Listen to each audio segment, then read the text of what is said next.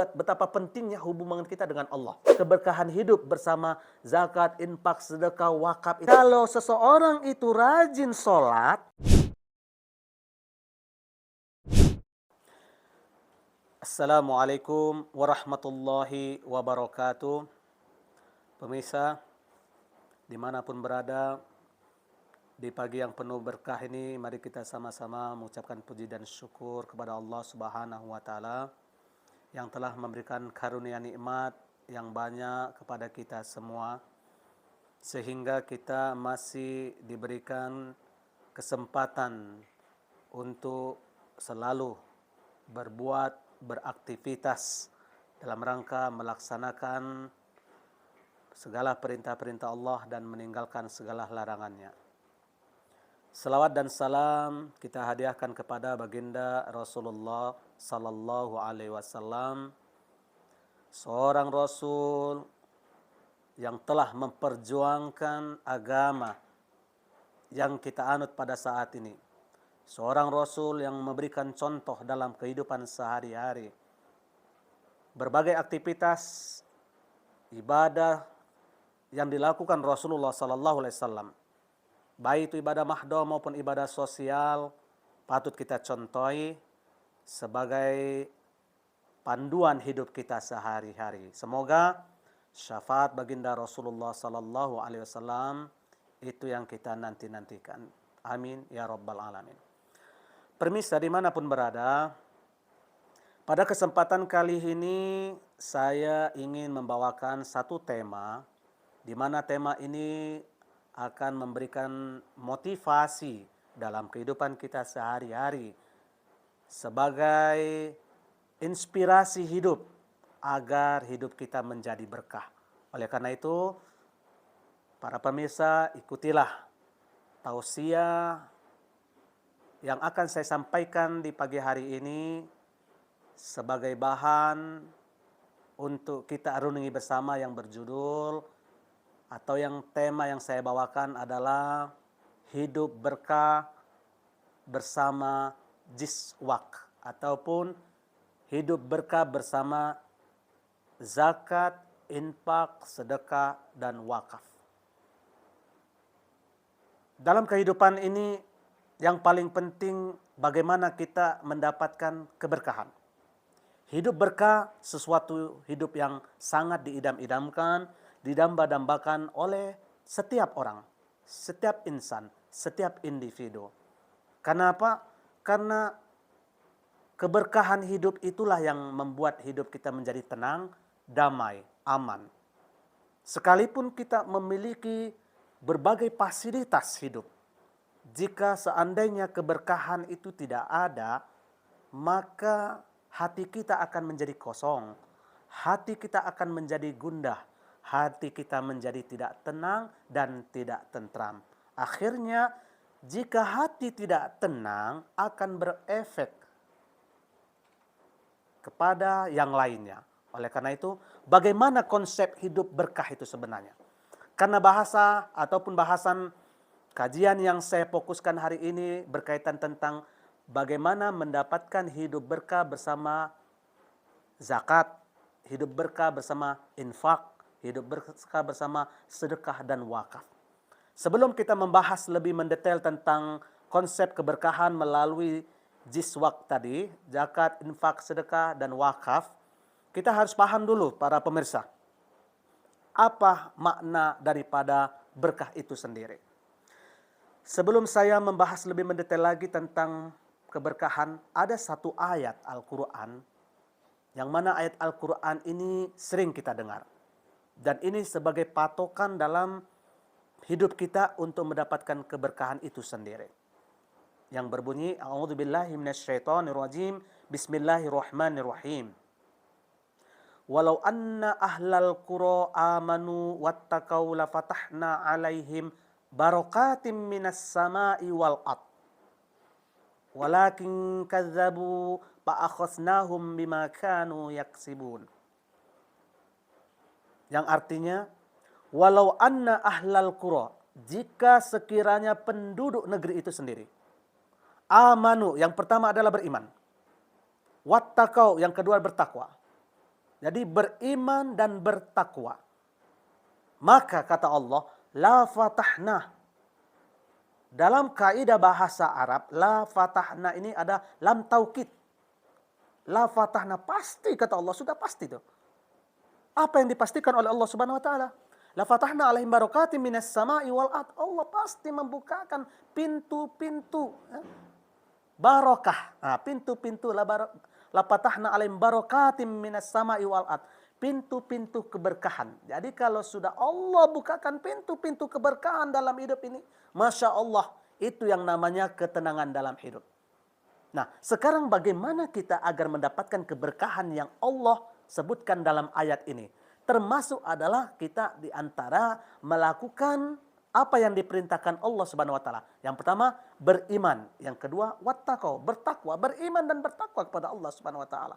Konsep iman dan bertakwa dalam hal ini termasuk adalah kita melaksanakan perintah yang disebut dengan membayar zakat, berinfak, bersedekah, dan berwakaf. Nah, dalam kehidupan sehari-hari, para pemirsa dimanapun berada, kita kadangkala dalam kehidupan beragama, dalam kehidupan beribadah, masih memisahkan antara satu dengan yang lainnya. Padahal, dalam konsep kehidupan, bahwa kita tidak boleh memisahkan satu perbuatan dengan perbuatan yang lain, apalagi yang sifatnya wajib. Makanya ada ayat mengatakan, udkhulu fis-silmi kafah. Masuklah dalam keagama itu secara menyeluruh. Kafah itu artinya paripurna, sempurna, lengkap dia.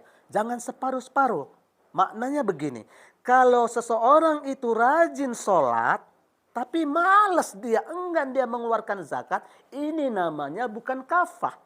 Ini namanya bukan sumulia. Jadi jangan ada pemisahan konsep ibadah dalam kehidupan kita sehari-hari, sehingga kita nanti tidak mendapatkan yang namanya berkah. Jadi dalam kehidupan ini, saudara-saudara sekalian, para pemirsa dimanapun berada, agar hidup berkah, maka amalkanlah, lakukanlah, laksanakanlah, realisasikanlah kehidupan itu dalam kehidupan yang kafah, sumulia, lengkap, sempurna dia. Tidak dipisah-pisahkan, tidak dibeda-bedakan. Jika kita telah mengamalkan konsep Islam yang sumul di antaranya, bahwa rukun Islam itu termasuk adalah sesuatu yang wajib kita lakukan dalam kehidupan kita sehari-hari. Agar kita tidak memisahkan bagian yang satu dengan yang lain. Kalau rukun Islam yang pertama adalah syahadat, yang kedua adalah sholat, yang ketiga adalah zakat, yang keempat adalah puasa, yang kelima adalah haji, bagi yang mampu. Nah, dalam konsep hidup berkah untuk mengamalkan ini semua, mari kita laksanakan ini, tidak ada antara satu dengan yang lain untuk dipisahkan. Pertama, ketika seorang muslim sudah bersyahadat, tentunya dia diwajibkan untuk mengamalkan konsep rukun yang kedua, yaitu sholat. Ketika seorang muslim sudah beribadah sholat, yang merupakan ibadah individual, ada yang namanya ibadah sosial. Nah, ibadah sosial ini yang disebut juga ibadah untuk masyarakat, bersosial.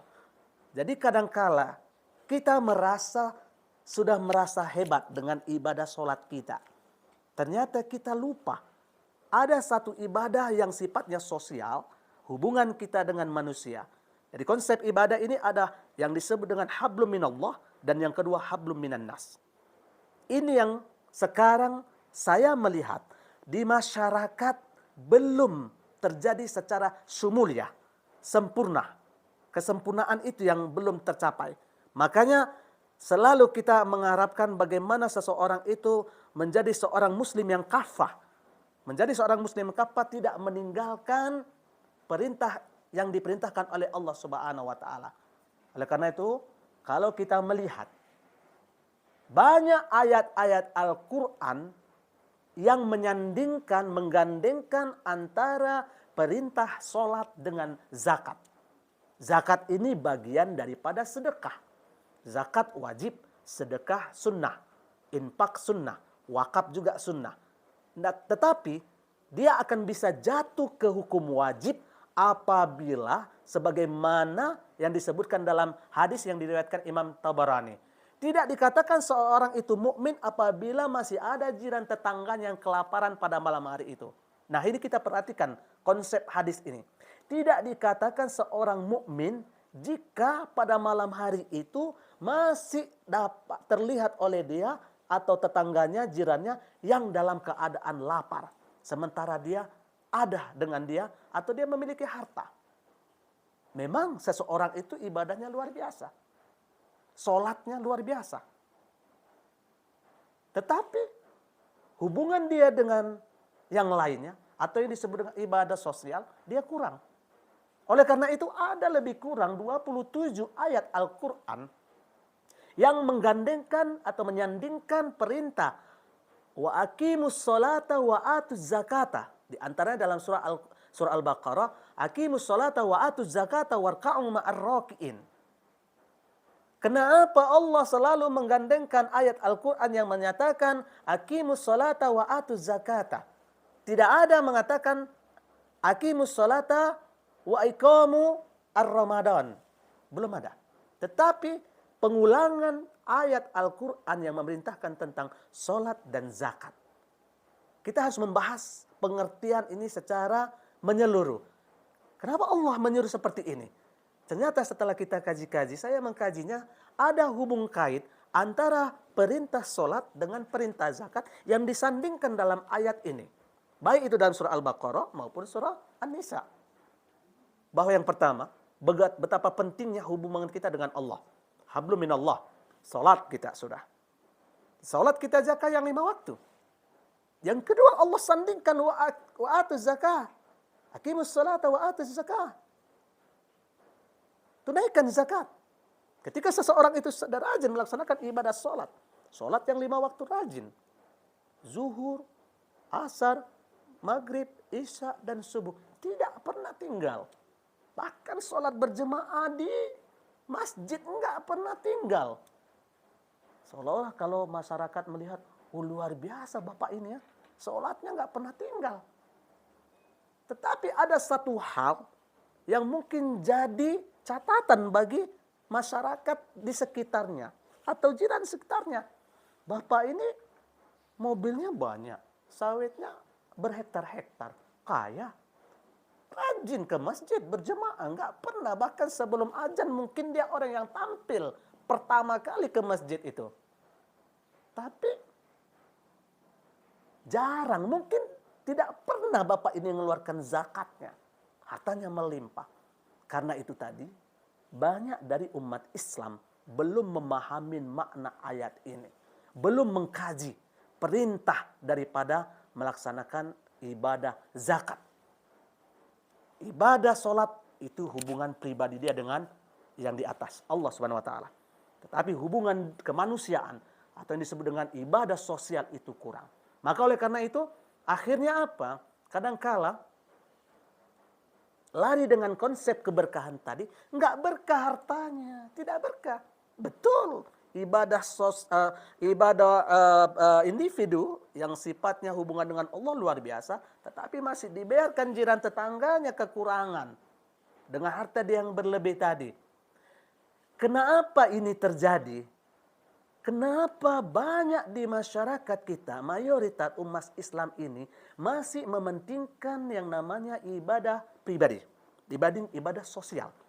Padahal ibadah sosial, baik itu zakat, baik itu sedekah, baik itu infak, baik itu wakaf.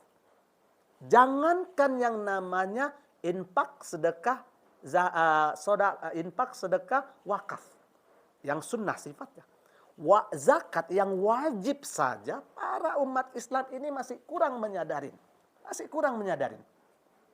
Kalau saya dalam hal ini sebagai ustadz, kadang saya berpikir mengharapkan para ustadz-ustadz ini sekarang perbanyaklah sebenarnya tema-tema tentang perintah sholat dan zakat itu disandingkan dan diceramahkan.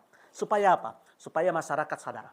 Supaya umat Islam sadar bahwa ada hak, ada kewajiban, hak para asnaf yang 8 untuk menerima, ini untuk zakatnya. Kemudian ada kewajiban untuk orang yang kaya tadi untuk mengeluarkannya. supaya harta yang dikeluarkan itu berkah. Tidak mana kusat malun min sedekah. Makna sedekah ini termasuk zakat. Karena zakat adalah bagian daripada sedekah. Enggak akan pernah berkurang.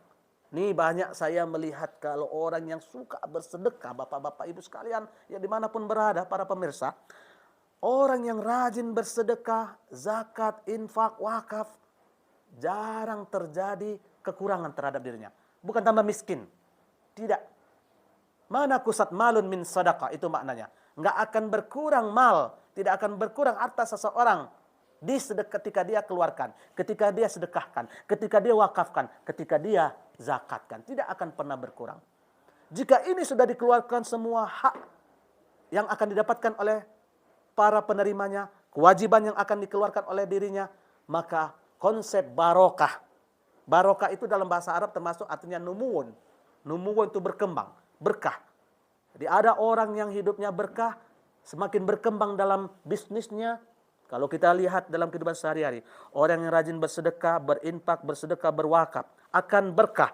Akan berkah itu akan bernumu. Numu itu akan berkembang. Berkembang dari segi usahanya, berkembang mungkin dari segi rezekinya, dan lain sebagainya.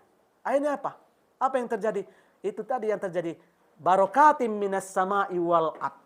Dia termasuk orang yang beriman. Dia termasuk yang bertakwa. Orang yang beriman yang bertakwa termasuk adalah orang yang rajin mengeluarkan zakat. Orang yang suka bersedekah, orang yang berinfak, orang yang berwakaf. Permasalahan yang terjadi sekarang ini, kalaulah sekiranya umat Islam yang ada di Indonesia secara umum, secara khususnya katakanlah di kota Duri ini secara khusus, atau di Kabupaten Bengkalis, mau mengeluarkan kewajiban zakat, mau mengeluarkan sedekah, mau mengeluarkan infak, berwakaf. Mungkin ada tanahnya yang sekian hektar, 10 hektar diwakafkan sekian meter untuk kepentingan umat. Yang wakaf ini digunakan sebagai kemakmuran untuk umat Islam. Saya yakin dan percaya konsep berkah tadi akan masuk ke dalam dirinya. Akhirnya apa? Bertambah harta yang dia keluarkan tadi. Khudz min amwalihim shadaqatan tutahhiruhum wa tuzakkihim. Khudz itu perintah. Fi'lun amar. Artinya kita sebenarnya memang harus kejar bola ini ya. Kalau saya melihat kita sebenarnya ini para umat Islam ini, kita diperintahkan ini memberikan nasihat kepada saudara-saudara kita. Ambil, nasihatin dia. Nasihatin kalau ada, mungkin ada orang Islam yang kaya, kita tegur. Pak, itu ada kewajiban Bapak di situ. Kalau Bapak rajin sholat, tapi Bapak masih malas mengeluarkan zakat, enggan bersedekah, tidak mau berinfak, tidak mau berwakaf. Sebenarnya bukan sia-sia ibadah sholatnya tadi, tetapi kurang sempurna dia. Akhirnya tidak berkah dia. Tidak berkah. Keberkahan ini yang kita harapkan. Maka konsep daripada keberkahan hidup bersama zakat, infak, sedekah, wakaf itu bagaimana merealisasikan, ini yang paling penting. Bagaimana mengaplikasikan, ini yang menjadi tugas kita pertama. Pertanyaan dan jawabannya, kenapa orang Islam masih enggan mengeluarkan zakat, sedekah, infak, wakaf dan lain sebagainya? Mungkin kita kebanyakan masih berpikir, orang aku yang cari duit, capek kerja, ngumpulkannya setengah mati, enak aja mau dikeluarin. Sebenarnya kita masih ada berpikiran seperti itu. Enak aja. Kita masih berpikir uang yang kita cari itu milik kita semua. Kita masih berpikiran aku capek nyarinya. Itu namanya serakah. Konsep serakah ini yang masih terjadi di masyarakat kita. Dikumpul, ditumpuk uangnya banyak-banyak. Padahal para pemirsa dimanapun berada, seandainya seseorang itu memiliki harta yang nilainya 100 juta saja, 2,5% yang sifatnya zakat, sedekah sesuka hati, infak sesuka hati dia, wakaf sesuka hati dia. Tapi yang kita wajibkan, yang wajib kita ambil 2,5% dari harta dia, 2,5% yang wajib dia keluarkan. Berapalah nilainya? Tidaklah banyak sekali, cuman lebih kurang 2.500.000 saja. 2.500.000 dari 100 juta. Kenapa kok rasa itu berat? Kenapa berat? Karena itu tadi, tidak mengamalkan walau anna ahlal qura amanu. Dia belum beriman betul-betul. Orang yang beriman betul-betul adalah orang yang sudah udkhulu fi silmi kafah. Orang yang beriman adalah orang yang betul-betul meyakini, memahami Islam itu secara sumul. Itu namanya orang beriman. Itu namanya orang bertakwa. Dia paham bahwa dalam rukun Islam termasuk adalah zakat. Itu rukun. Rukun adalah sesuatu yang wajib dilakukan, diaplikasikan, dilaksanakan. Tidak sempurna ibadah sholat dia, tidak sempurna ibadah haji dia. Haji mampu, yang nilainya ratusan juta, tapi enggan dia bersedekah, enggan dia berwakaf, enggan dia berinfak, dan malas dia berzakat. Nih, akhirnya apa? Para pemirsa, jika sekiranya kita melihat dulu sejarah, sedikit sejarah, pada zaman Abu Bakar, kemudian berlanjut pada masa Umar. Pada masa Abu Bakar, pada waktu itu ketika Rasulullah sudah meninggal, umat Islam enggan membayar zakat. Akhirnya Abu Bakar memaksa agar mereka ini wajib. Bahkan orang yang enggan mengeluarkan zakatnya sampai-sampai akan dibunuh. Kenapa? Karena ada kewajiban di situ. Ada hak, kewajiban bagi orang yang memiliki harta banyak. Ada hak yang harus dikeluarkan, yang harus dimiliki oleh para asnaf yang 8. Pada masa Umar bahkan lebih hebat lagi. Konsep zakatnya lebih meluas lagi. Diberikan kepada orang-orang non-muslim.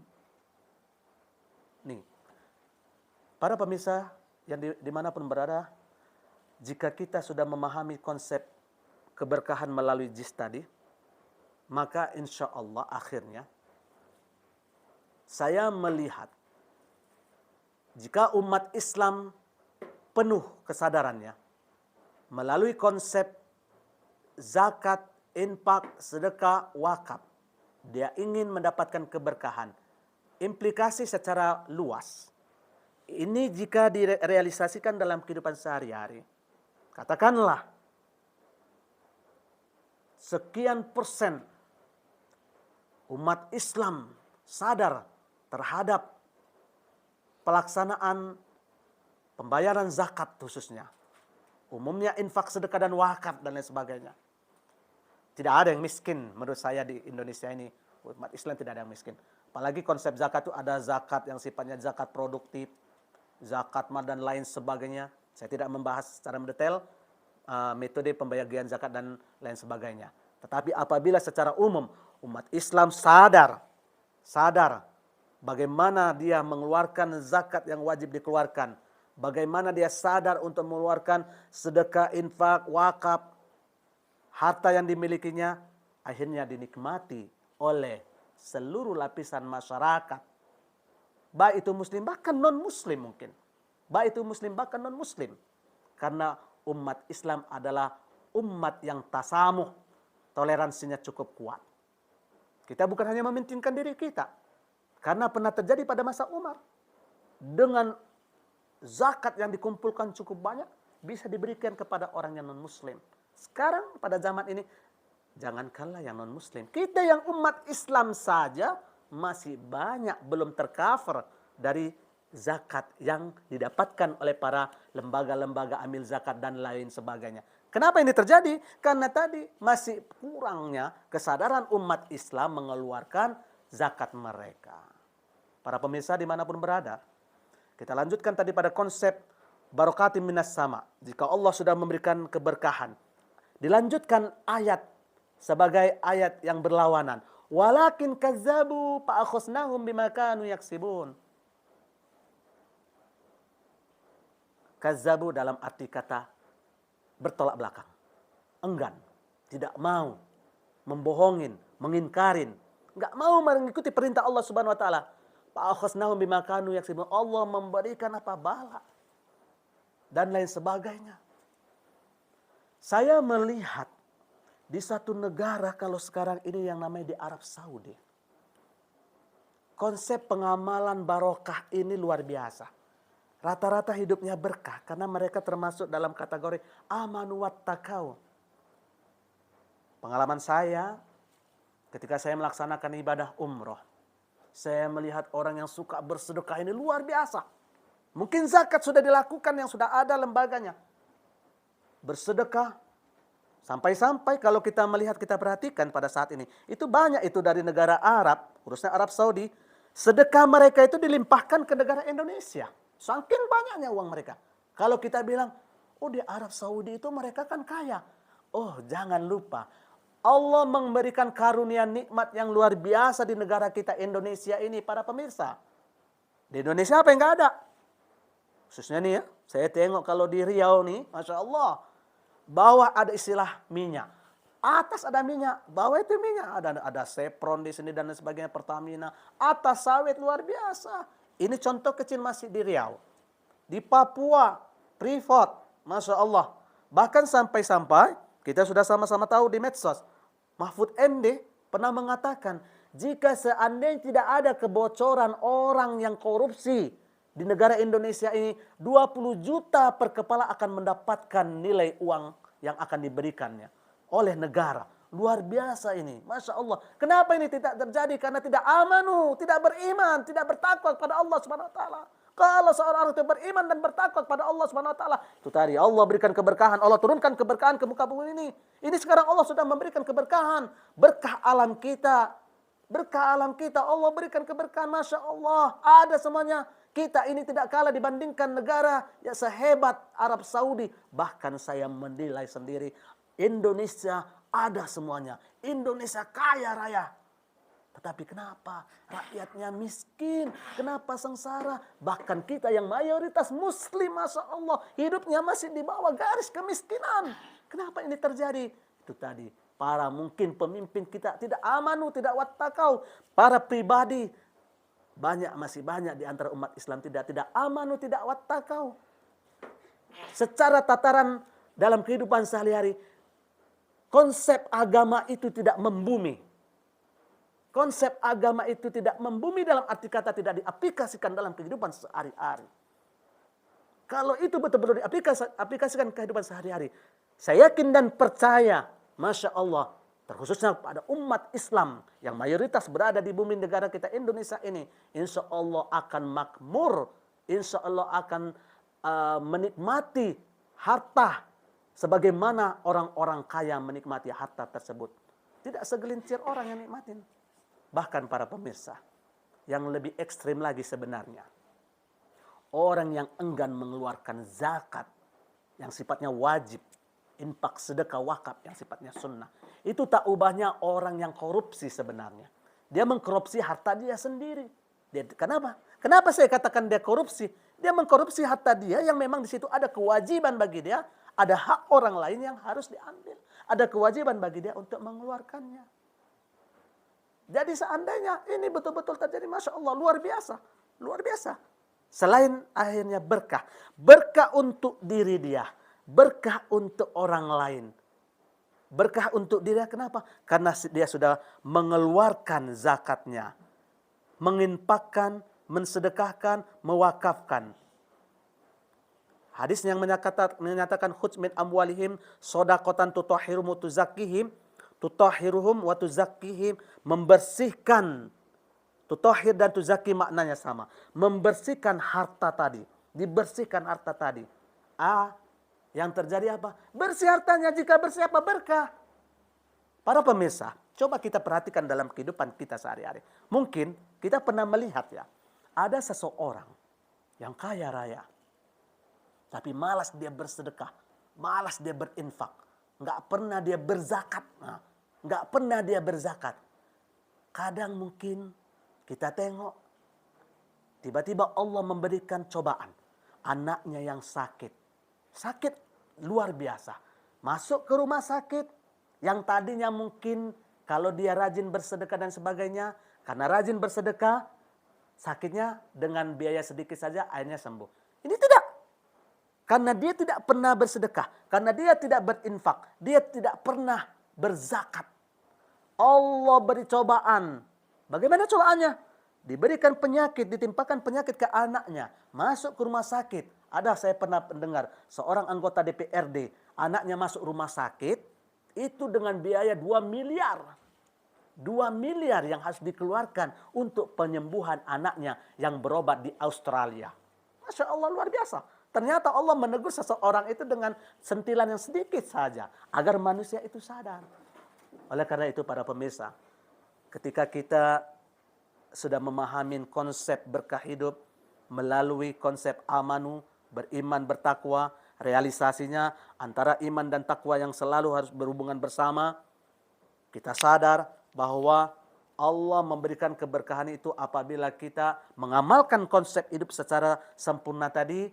Di antaranya ibadah kita sudah mantap, sholat kita sudah mantap. Mari kita ikuti dengan zakat kita, sedekah kita, infak kita. Mari kita ikuti dengan puasa. Mari kita ikuti dengan berhaji bagi yang mampu. Maka timbullah namanya berkah. Muncullah namanya berkah. Jika berkah apa yang kita dapat? Masya Allah. Insya Allah dalam kehidupan kita sehari-hari, orang yang hidupnya berkah, sedikit tapi berkah, itu yang kita lihat. Jika sedikit tapi berkah, secara logika kadangkala kita lihat seseorang yang hidupnya berkah, yang mungkin gajinya cuma 1 juta, 2 juta, tetapi anaknya bisa sekolah tinggi. Seseorang yang mungkin hidupnya berkah, enggak pernah Allah turunkan penyakit. Allah tidak pernah memberikan penyakit yang luar biasa, cobaan yang luar biasa. Hidupnya Adam, anaknya tidak ada yang narkoba, anaknya tidak ada yang berbuat maksiat dan lain sebagainya. Kenapa ini terjadi? Itu akibat dari keberkahan dalam hidup yang dia peroleh. Akibat daripada pelaksanaan atau realisasi rukun-rukun Islam yang dia terapkan dalam kehidupan sehari-hari. Para pemirsa dimanapun berada, semoga kita sebagai umat Islam mau dan menyadari dan mempelajari dan mendalamin perintah Allah melalui perintah ayat-ayat Al-Quran dan kita selamin maknanya. Kemudian kita laksanakan dalam kehidupan sehari-hari untuk mendekatkan taqarruban ilallah, mendekatkan diri kita kepada Allah Subhanahu wa taala, mengamalkan ajaran Islam tidak separuh-separuh. Nah ini, mengamalkan ajaran Islam tidak separuh-separuh, tetapi mengamalkan Islam secara kafah, secara menyeluruh, maka insya Allah Allah akan berikan namanya keberkahan hidup. Semoga tausiah yang singkat ini memberikan motivasi kepada diri saya sendiri, inspirasi kepada kita semua, sugesti dalam kehidupan beragama kita, yang akhirnya keinginan kita bersama mendapatkan keberkahan hidup tercapailah sudah. Dan semoga ini bermanfaat. Terima kasih para pemirsa yang hadir mungkin pada saat ini dengan kesibukan dan aktivitas masing-masing. Apa yang saya sampaikan memberikan manfaat kepada kita semua. Akhirul kalam. Assalamualaikum warahmatullahi wabarakatuh.